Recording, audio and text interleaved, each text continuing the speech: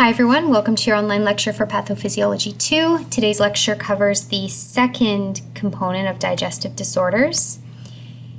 At the top you can see what was covered in Digestive Disorders 1 as well as peptic ulcer disease and gastric cancer that was covered in class. Today we'll cover accessory organs of digestion and disorders that exist amongst them involving the liver, the gallbladder, and the pancreas, and then in class we will cover the topic cirrhosis. This is a reminder of normal anatomy as it pertains to today's lecture. So here we have the liver, and then you can see the gallbladder, and you can see various ducts through here, and then just this yellow structure behind you can see is the pancreas. So if we zoom in a little bit, here we have the liver, which produces bile among its many other roles. Then that bile ends up traveling to the gallbladder where it is stored and really prepared. And when necessary, bile will be leaving the gallbladder, so the gallbladder will contract and it will travel through this duct where it reaches the small intestine. And the reason that it is released is in the presence of fat. So when fat is within the duodenum, then the gallbladder will be signaled to contract, and bile will help with the digestion of fat by emulsifying it. Here we have the pancreas, which is both an endocrine and an exocrine organ, endocrine in its hormonal function, exocrine in its digestive, and with digestive enzymes that it produces and releases directly into the duodenum. And you can see that there's a common duct that both the gallbladder and the pancreas use to administer their secretions into the duodenum. We'll start today by looking at the liver and talking about viral hepatitis. So this is inflammation of the liver then caused by a virus. It's relatively common and it's considered a systemic disease that primarily infects the liver. So again, common and also infectious, and there are various different types which we'll look at on the next slide. So there's that itis again representing inflammation, and hepat is referring to the liver. Remember that liver cells are referred to as hepatocytes. You can see a list here of the different types of hepatitis. So A, B, C, D, E, skipping F and G. Here beside it, you can see the most important characteristics that you need to be aware of when it comes to these types of hepatitis. Remember that viruses always have target cells. And really this is cells or tissues in the body that viruses will preferentially infect. So in this case, the viruses that we're referring to are those that impact the liver. The most common are at the top, type A and B, followed by C, while the others are certainly more rare, and we'll just give you some basic information on them. But really the common denominator in all of these cases is that a virus is going to preferentially affect hepatocytes, which will induce inflammation.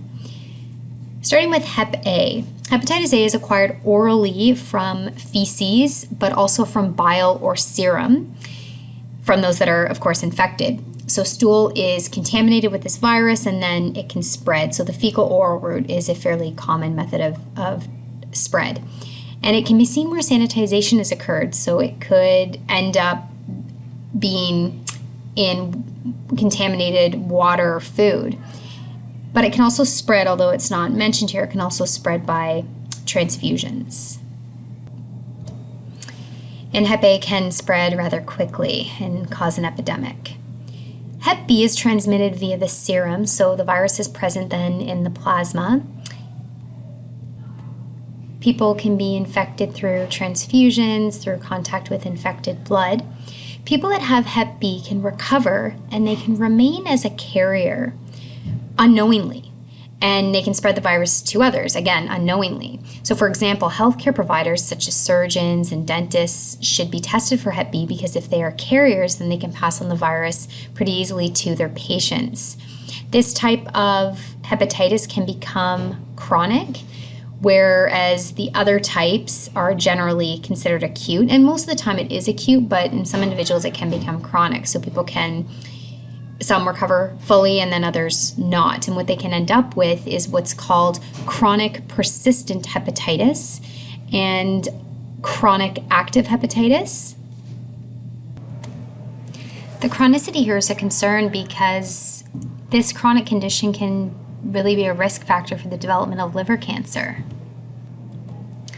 And the final comment I want to make on this slide pertaining to hepatitis B is that co-infection with hepatitis C, D, as well as HIV are common because these viruses share the same route of transmission. Now on to hepatitis C. Hep C used to be called non-A, non-B. The transmission is common through transfusions. Now what's interesting about this virus is that it was identified in the late 1980s, but it didn't register with Canadians as being this important health concern until the early 1990s when it became apparent that up to 160,000 Canadians had contracted hepatitis C through contaminated blood products. Many cases of Hep C can become chronic. Many of these individuals that are infected, one, they may not even know. They may be destined for liver scarring, for cancer, and failure because of the potential chronicity of this condition. As we'll see later, there is a rise in cases of liver cancer in Canada, and it's uncertain as to exactly why in terms of etiology, but it is possible that there might be a relationship to this epidemic. It's also scary to think that many of these individuals that don't even know that they have Hep C can end up passing it unknowingly to other people. Because hepatitis C is often undiagnosed, as there may not even be any symptoms. Okay, let's move on to talking about hepatitis D. This oftentimes occurs as a co-infection with viral hepatitis B. In other words, hepatitis D, this virus depends on the presence of hepatitis B in order to replicate. So of interesting note as well, hepatitis D has been shown to suppress the replication of hepatitis B. In terms of transmission,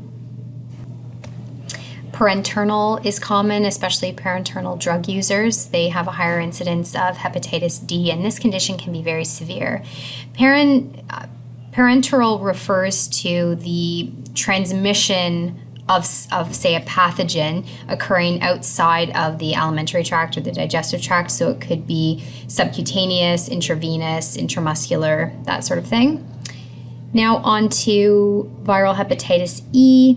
This is primarily fecal oral route transmission and is more common in Asian and African countries, so very similar in terms of transmission as hepatitis A. And then finally, G, again, parenteral transmission is common as well as sexual transmission. So let's have a little bit of a closer look at the virus and the effects that it has. And we're going to be specifically looking at hepatitis A, B, and C on the next related slides because, as I mentioned, they are the most common. This, however, is showing you Hep B, this slide. So Hep B, like any virus, it has a viral coat, it has nucleic acid or the DNA. There are specific antigens too that are associated with the Hep B virus. So you can see here we have Hep B C antigen and we have Hep B S antigen. There's also Hep B E antigen. The S here refers to the surface antigen, and the C refers to core antigen, and the E refers to envelope antigen. And these antigens are important because they help with diagnosis of the condition. So let's have a look at this bottom graph. From the point of exposure, again, we're still talking about Hep B, the disease will start to evolve, and the symptoms will start at about, say, 4 to 5 or so weeks after exposure. Then antigens are going to start appearing. We talked about the surface antigens and the envelope antigens. Those are the ones that in particular can be detected in the blood, and as well as the Hep B virus DNA. Okay, so here's the surface antigen, the envelope antigen, and the DNA itself. And this is the point at which diagnosis is made. So you're looking at after about maybe 5-6 weeks of exposure, well, it can start as early as around 4 weeks, diagnosis can be made. The next important point I want to make here is that you can see IgG and IgM antibodies. So the antibodies that are produced in the body, IgM is the one that initially increases, and then you can see it drops down after recovery. But what increases at the onset of recovery are IgG. So these antibodies will continue to increase, and they will be present for years, and this will offer some protection against these individuals during that time, or immunity. Now, if somebody was a carrier, for example, then the antigens themselves would still be present, but they wouldn't be symptomatic at this point, but they could pass it on quite easily. No matter the type of hepatitis, there are 3 clinical phases: prodromal, icteric, and recovery. Prodromal, at this point, the person has these general symptoms, so fever, malaise, fatigue, but they're not specific, so it can almost make them feel like they've got the flu. Eventually, the person will develop jaundice. So there we are, they become icteric.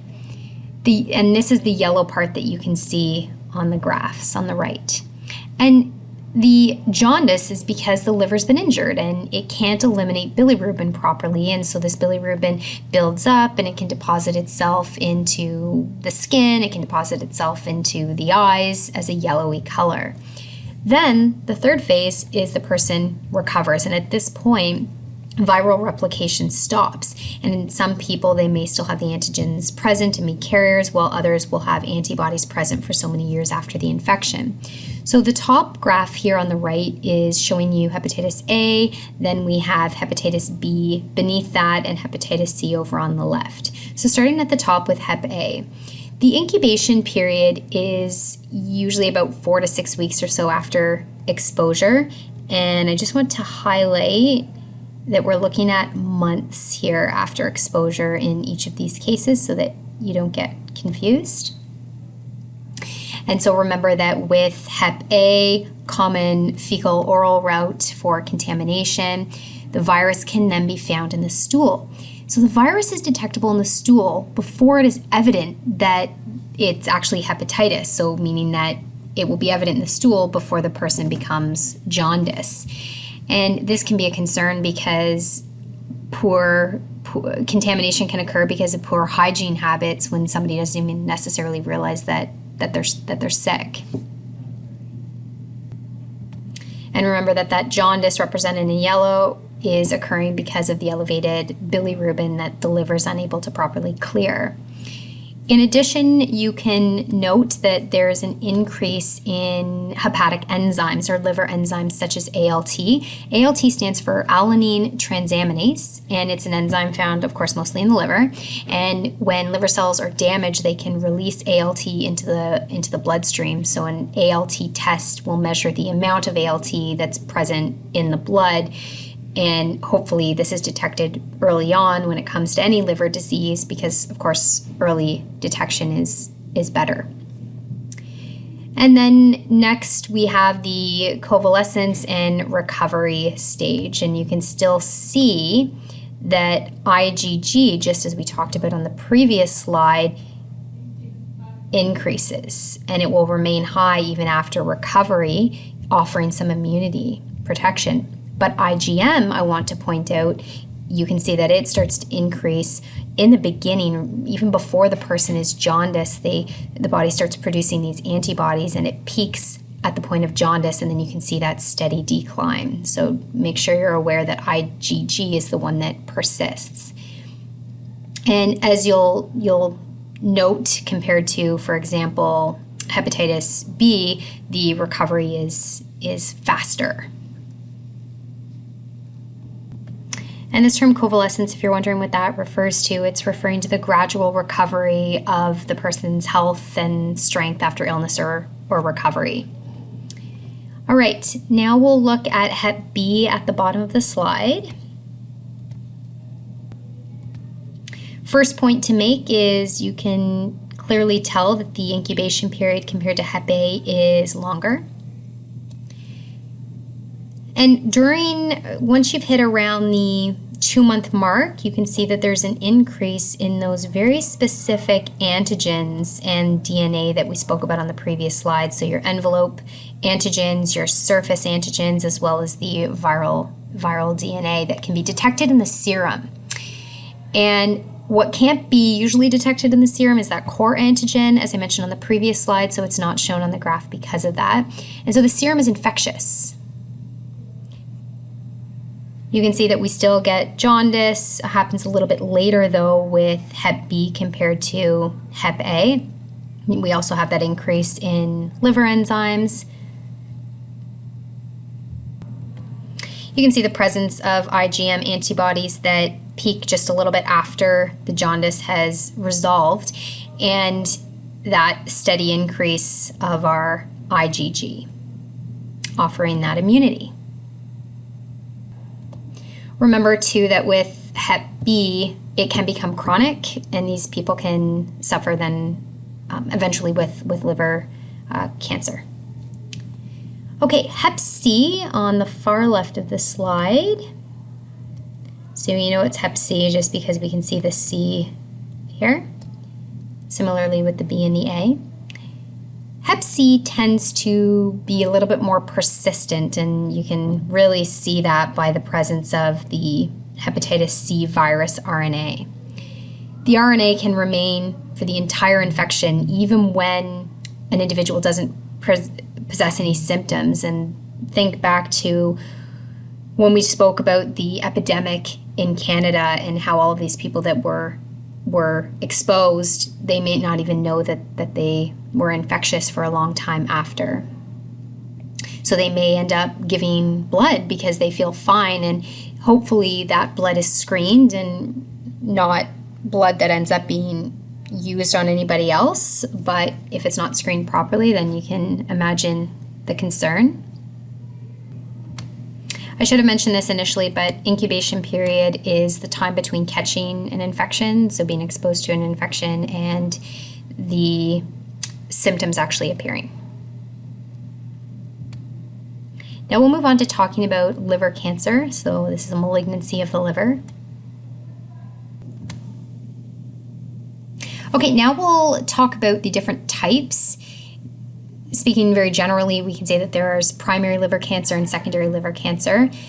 Recall the difference between the two. So primary means that it's originating, in this case, in the liver, and then secondary is cancer that originated elsewhere, such as the GI tract, existence of lymphomas, skin cancer, breast cancer, lung cancer, that ended up getting into our circulatory system or our lymphatic system and metastasizing to the liver. So cells escaping the tumor and traveling to the liver. Liver cancer in Canada, I mentioned, is increasing, and I had also mentioned that the etiology is unknown, but it could be related to that Hep C epidemic that I spoke about earlier. Risk factors then for liver cancer include hepatitis B, C, and D, as really already discussed, as well as aflatoxins. Aflatoxins are a family of toxins produced by certain fungi that are found on agricultural crops such as corn and peanuts, cottonseed, tree nuts. And the main fungi that produce aflatoxins are Aspergillus. This is certainly more abundant in warm and humid regions of the world. But worldwide, the most common risk factor for liver cancer is chronic or long-term infection with hepatitis B, C, and D, but in particular B and C. These infections end up leading to damage to the liver, can lead to cirrhosis of the liver, they lead to cancer and failure. The two types of liver cancer listed here, hepatocellular or cholangiocarcinoma. Hepatocellular is the most common. Cholangiosarcoma, this one actually starts, it's really a group of cancers that begins in the bile ducts. But again, hepatocellular is the most common. This image here shows you the liver, and on the left, this is a primary, so it originated there, hepatocellular carcinoma, and it looks like this large mass. If it hadn't grown this size, it would look like a single nodule. And on the right, this is an example of secondary or metastatic liver cancer, meaning it has traveled from one of these areas to the liver. And so if you were to look at this, whether you saw the liver in person, the actual liver, or if you saw it on imaging, you would note that with hepatocellular, you have a single nodule or a single large mass, and with metastatic, you can see that the masses are everywhere. It's much more diffuse with multiple nodules. Now we'll talk about gallbladder disorders. So normally when bile is produced in the liver, it will travel through the hepatic duct, through the cystic duct, and end up in the gallbladder where it's stored and prepared, and when necessary, the gallbladder will contract, which pushes bile through the cystic duct, down the hepatic duct, and then it joins in with a common bile duct here that ends up being shared with the duct of the pancreas. Sometimes people can develop gallstones. You've probably heard of that before. It's called cholelithiasis. That term is on an upcoming slide. And gallstones can cause an obstruction, no matter, depending on where exactly they are, they can cause an obstruction. And this can end up impacting the liver as well, depending on where it causes its obstruction. If it's small enough to move through here and ends up causing an obstruction here, it's going to cause a problem with the liver, and it can end up causing what's referred to as obstructive jaundice, and the liver can fail. Another concern is if it's small enough to pass through this region and then gets lodged in the common bile duct, so it can move all the way through here, get lodged in the common bile duct at the level where the pancreas shares that duct, then pancreatic function can be affected. Now, the pancreas we know is both an exocrine and an endocrine organ, but the exocrine function in particular, which is the production of digestive enzymes that travel through the common bile duct into the small intestine, if there's an obstruction, then you could probably imagine why the pancreas would be affected, just like if there was an obstruction higher up, the liver would be affected. And so this can result in inflammation of the pancreas, known as pancreatitis, that we'll see at the end of the lecture. Somebody that has gallstones, there are pictures on the next slide, these can be removed through endoscopy, but if the stone cannot be removed, then or maybe if somebody has recurrent gallstone formation, then the gallbladder itself may need to be removed, and that's a process called cholecystectomy, removal of the gallbladder. And you might wonder, well, can a person live without a gallbladder? And of course they can. You might know a lot of people, you might know somebody that's had it removed, but when bile is produced here, we know it normally is stored in the gallbladder. So instead, it ends up going from the liver directly into the small intestine. So you're not getting that nice controlled release from the gallbladder. So stone formation again, cholelithiasis, this is gallbladder stone formation, and it is associated with cholecystitis, which is inflammation of the gallbladder. Because stones cause trauma to the wall of the gallbladder, it is probably pretty evident when you look at these images. And if the gallbladder is irritated, if it can't contract properly and becomes further irritated and injured, then it can lead to inflammation. So again, cholecystitis is associated then with cholelithiasis. And this will cause pain. It can cause jaundice, as I already mentioned, because of obstruction.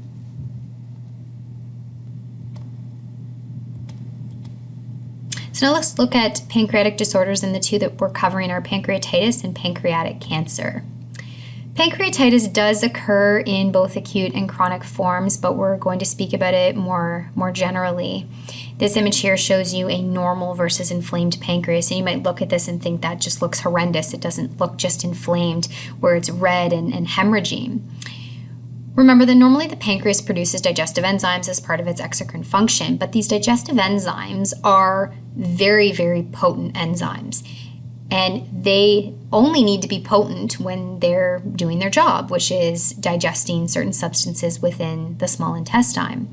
And so they are inactive in the pancreas until they reach the duodenum, at which time they become active. But with pancreatitis, the enzymes end up getting activated inside the pancreas, and so they cause injury to the pancreas. Sort of like when we spoke about how certain enzymes can cause ulcerations in the stomach and really digest the stomach lining.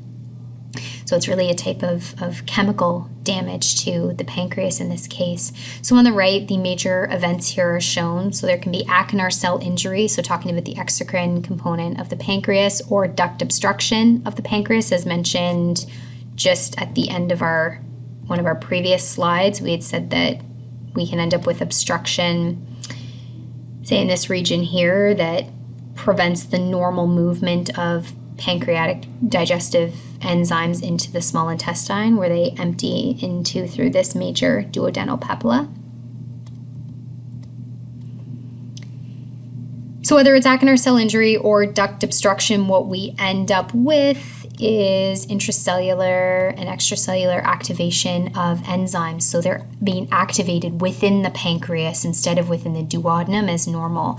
So we have trypsin, chymotrypsin, phospholipase, elastase, lipase, all of which cause much destruction, cell injury, breakdown of proteins, edema, can form clots, hemorrhage, necrosis can result. Lipase can end up leading to fatty necrosis of the pancreas. And all in all, this can lead to, well, major systemic effects, but highlighting shock here as being such a big one. Bacteria can also translocate and end up causing sepsis. And then, of course, further inflammation.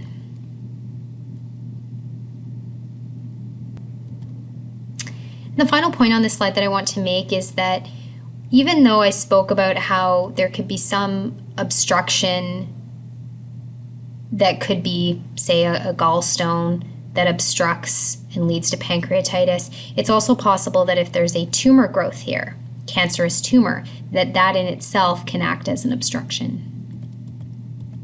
Which leads us then to our final topic and our final slide, which is pancreatic cancer. Pancreatic cancer starts usually, at least in this case, in the exocrine part of the pancreas. There are endocrine pancreatic cancers, but we're focusing on exocrine here, and it is an adenocarcinoma, which makes sense because it's a gland, cancer of a gland, and the most common location is at the head of the pancreas. So this region here would be the head of the pancreas. And so you can see this nasty looking cancer here, and hopefully you can also envision how it's acting as an obstruction.